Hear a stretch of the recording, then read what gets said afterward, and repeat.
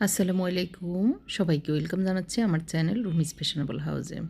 আজকে থাকছে আমার শ্বশুরবাড়ি এবং বাপের বাড়ি কি কি করছি দুটোই, আর থাকছে আমার মৃত্যুর সময়টা কেমন ছিল, আমরা কোথায় ছিলাম, এই ভিডিওতে একটু বলবো।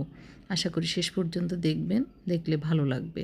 এখন যাচ্ছি হচ্ছে সকালবেলা নাস্তা করে 9টার দিকে, 9টা সোয়া 9টার দিকে আমার শ্বশুরবাড়িতে। ওখানে ওই যে বলেছিলাম গত ব্লগে একটু বিল্ডিংয়ের কাজ করাবো, তো সেজন্যই যাচ্ছি। আমাদের মিস্ত্রি ডাকা হয়েছে আমার দুলাভাইকে নিয়ে, তারপরে হচ্ছে আমাদের ইঞ্জিনিয়ার এসছে, সব মিলিয়ে আর কি। তো ওদেরকে নিয়ে মাপজোপ করে সব কিছু নেওয়া, এস্টিমেট নেওয়া। তো কিভাবে এস্টিমেট নিচ্ছে বা কিভাবে মাপজোপ নিচ্ছে সেটা ভিডিওতে দেখতে থাকুন। আর আমি আমার আম্মার মৃত্যুর সময়টা একটু আপনাদের সাথে বলি। গত 15ই এপ্রিল রাত 11:30টায় আমার আম্মার মৃত্যু হয়েছে। উনি ইবনে সিনা হসপিটালের সিসিইউতে ছিলেন। এক মঙ্গলবারে ওনাকে ভর্তি করিয়েছি, পরের মঙ্গলবারে ওনার রাত 11:30টায় মৃত্যু হয়েছে আর কি। আমাদের মিস্ত্রি এসছে, মিস্ত্রি মাপ নিচ্ছে। হ্যাঁ,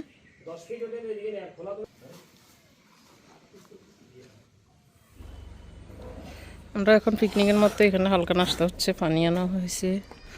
আর এই যে ইঞ্জিনিয়ার মিস্ত্রি সবাই এসে সব মাপজোপ নিচ্ছে ঘরের কাজের।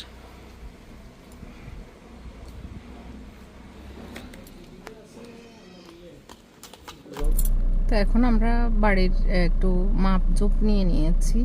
একটা মিস্ত্রি, একজন ইঞ্জিনিয়ার, আমাদের কোম্পানির ইঞ্জিনিয়ার, ওদেরকে দিয়ে আমাদের হিসাব নিকাশটা হয়েছে মোটামুটি। এখন কোন মিস্ত্রি দিয়ে শুরু হবে এটা একটু যাচাই বাছাই চলছে আর কি।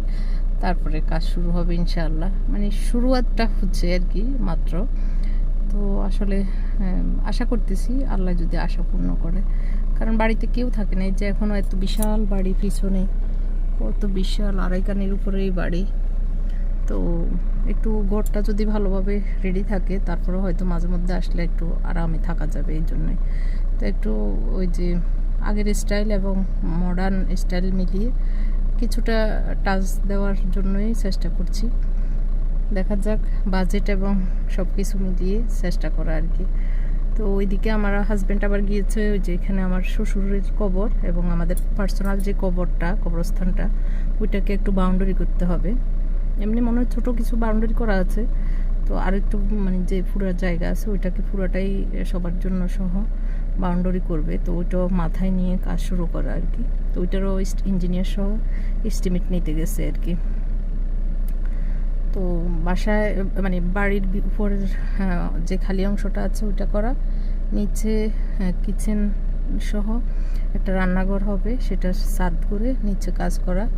একটু কাজ ধরলে আসলে এটা মন চায় ওইটা মন চায় করতে, তো টাকারও বিষয় আছে, ওটাও মাথায় রাখতে হয়। তো সব মিলিয়ে আগে যেটা ইম্পর্টেন্ট সেটা করব, আর যেটা পরে করলে হবে সেটা পরে করবো, এরকম আর কি। দেখা যাক, শুরুটা হোক একবার। আজকে তো হচ্ছে 26 তারিখ, এখন দুপুর আজান দিছে, মাত্র জোহরের আজান দিছে।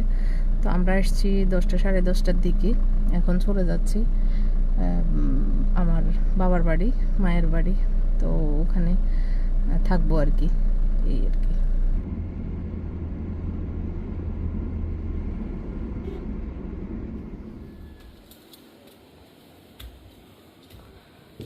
এটা হচ্ছে আমার ছোটবেলার স্মৃতিময় ছাদ।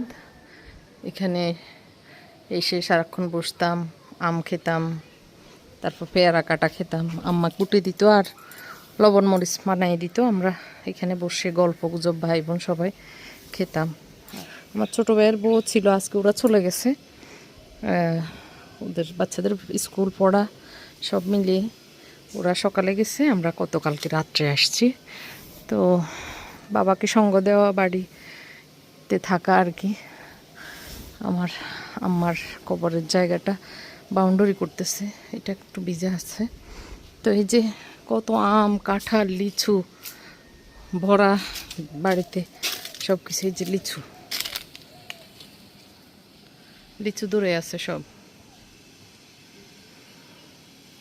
কাঁঠালগুলা আস্তে আস্তে বড় হচ্ছে, এগুলো অনেক বড় হয়, এখনও ছোট, নিচ পর্যন্তই কাঁঠাল।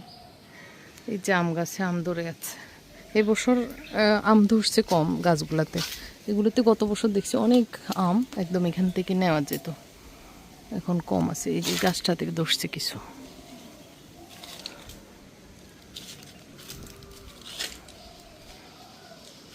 তা আমাদের এই ঘরটা, এই আমার বাবার করা এই বাড়িটা সেই 96 সালে করা, তো অনেক পুরনো।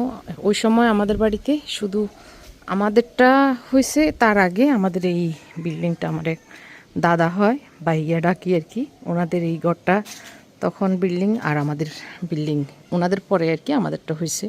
এরপরে এখন আমাদের এই যে কাকারা, আমার চাচাতো ভাই নতুন করে, মানে 2 বছর হয়েছে বা আর একটু বেশি হতে পারে ওর থেকে এটা করে এখন নতুন, এই যে এখানে এখনও কাজ চলতেছে, তো এটা নতুন হয়েছে। এই যে সব ঘরগুলো এখন নতুন নতুন বিল্ডিং হয়েছে, অনেক সুন্দর করে করে সবাই বিল্ডিং দিচ্ছে।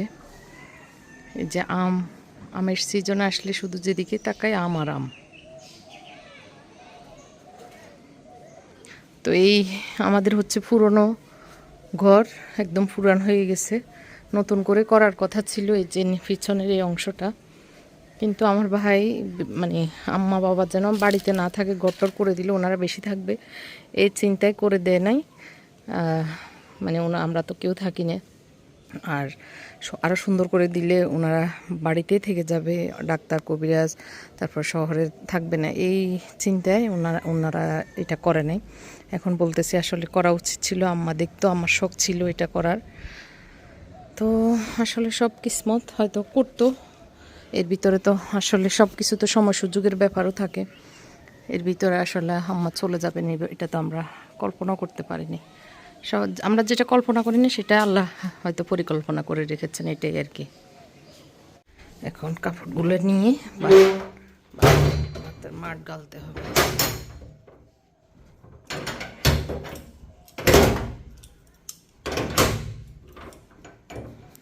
15 তারিখ রাত 11টা বাজার 10 মিনিট আগে আমার ভাই সিসিউতে ঢুকেছেন, মানে আমরা বাসায় যাব, ওনাকে লাস্ট একটু দেখে তারপর বাসার দিকে রওনা দিব, এর জন্য ঢুকেছেন আর কি। তার আগ দিয়ে আমরা সবাই মিলে আমার জন্য সূরা ইয়াসিন 41 বার পড়েছি, তারপরে খতমে তাহালিল পড়েছিলাম আমি।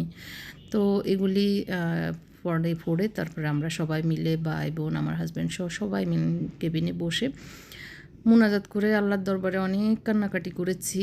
এই ধরেন 10:30 থেকে 11টার ভিতরে আর কি সময়টায়।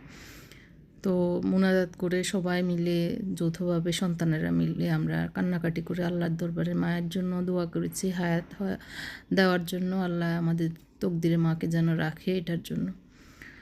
ওটা শেষ করে 15-20 মিনিট পরেই ভাইয়া ঢুকেছিল সিসিউতে আমার অবস্থা দেখার জন্য। তো ঢুকে আম্মা ঘুমিয়েছিল, আসলে ঘুমের ইঞ্জেকশন দিয়েছিল ঘুম পাড়ানোর আর কি। তো ভাইয়া দোয়া দরুদ পড়ে মাকে ফু দিয়ে ডাক্তারের কাছে এসেছেন, ওখানে ভিতরে যে ডিউটি ডাক্তারগুলি ছিলেন ওনার সাথে কথা বলছিলেন যে আমার এখন কী অবস্থা, তখনকার সময় আর কি, তখন কি অবস্থা ওনার সব ব্রিফ করতে বা কথা বলতেছিলেন এর ভিতরে আর কি। ডাক্তার 2-3টা কথা বলার সাথেই ভাইয়া আবার আমার ওই যে পিছনে যে ওনার অক্সিজেন লেভেল, তারপরে বোর্ডে যে ইয়েগুলি মেশিনে যে ইয়েগুলি থাকে ওইদিকে তাকাতে দেখতে পাচ্ছেন যে আমার অক্সিজেন লেভেল, এই মানে হার্টবিটের যে এগুলি নিচের দিকে নেমে যাচ্ছে। ধীরে ধীরে নেমে যাওয়ার সাথে সাথে ভাইয়া ডাক্তারকে বলেন, ডাক্তার সাহেব দেখেন আমার দিয়ে তো নিচের দিকে নেমে যাচ্ছে। দৌড়ায় ডাক্তারও গেল বা আম্মাও গেল, সরি আমার ভাইয়াও গেল আমার কাছে আর কি, সামনে আর কি। হ্যাঁ, দৌড়ায় যাওয়ার সাথে সাথেই ডাক্তার বলল ওনার হয়তো এখনই চলে যাবেন। আমার ভাই, আমরা তো সামনেই সিসিউর সামনেই বসাচ্ছিলাম, আমার ভাই দৌড়ায় এসে আমাদেরকে ডাক দিল। আমরা দৌড়াই ভিতরে ঢুকছি, ঢুকার সাথে সাথে দেখতেছি আমার অক্সিজেন লেভেল তো নিচের দিকে নেমেই গেছে, আর হার্টবিট একদম কমে যাচ্ছে। আমি গিয়ে 17 বা 27 এরকম দেখেছিলাম। তো এর ভিতরেও ওনারা আবার ইঞ্জেকশন দিয়েছেন, দেওয়ার সাথে সাথে আবার হার্টবিটটা বেড়ে গিয়েছিল।